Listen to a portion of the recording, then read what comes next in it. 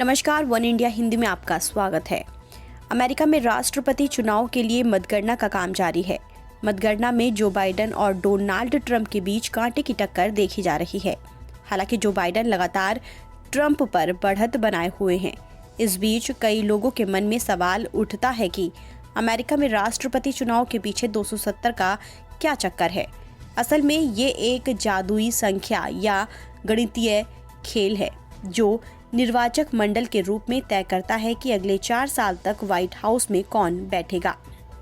निर्वाचन मंडल के महत्व पर जाएं तो इसके महत्व का अंदाजा इसी बात से लगाया जा सकता है कि साल 2016 के राष्ट्रपति चुनाव में हिलेरी क्लिंटन को लगभग 29 लाख से भी ज्यादा मत मिले थे, लेकिन फिर भी वो चुनाव हार गई थी। इस चुनाव में डोनाल्ड ट्रंप विजयी रहे थे क्योंकि अमेरिकी संविधान की निर्वाचक मंडल रूपी व्यवस्था के आंकड़ों में उन्हें सफलता मिली थी। इस जादुई संख्या रूपी व्यवस्था में अमेरिका का राष्ट्रपति बनने के लिए किसी भी उम्मीदवार को निर्वाचक मंडल के कम से कम 270 मतों की आवश्यकता होती है। ये देश के 50 राज्यों के 538 सदस्यीय निर्वाचक मंडल में बहुमत का जादुई आंकड़ा है। प्रत्येक राज्य को अलग अलग संख्या में निर्वाचक मंडल मत आवंटित है, जो इस आधार पर तय किए गए हैं कि प्रतिनिधि सभा में उसके कितने सदस्य हैं। इसमें 2 सीनेटर भी जोड़े जाते हैं। निर्वाचक मंडल के सदस्यों की संख्या अमेरिकी कांग्रेस या संसद के दोनों सदनों के सांसदों की संख्या और राजधानी डीसी के लिए नियत 3 सदस्यों को मिलाकर तय होती है।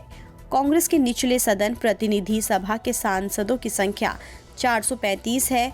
प्रवर सदन या सेनेट के सेनेटरों की संख्या 100 है।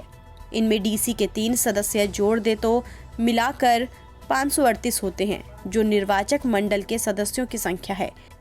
इनका राज्यवार बंटवारा हर राज्य की आबादी के आधार पर किया जाता है।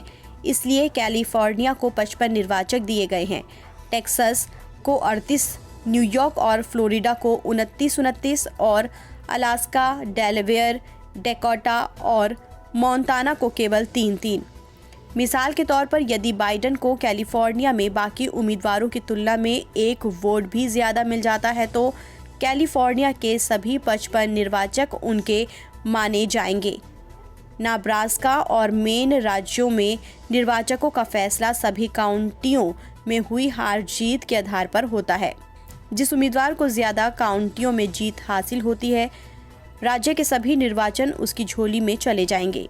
सभी राज्यों के निर्वाचक 14 दिसंबर को अपने अपने राज्यों की राजधानियों में बैठकें करते हैं और औपचारिक रूप से राष्ट्रपति और उपराष्ट्रपति को चुनने के लिए वोट करते हैं।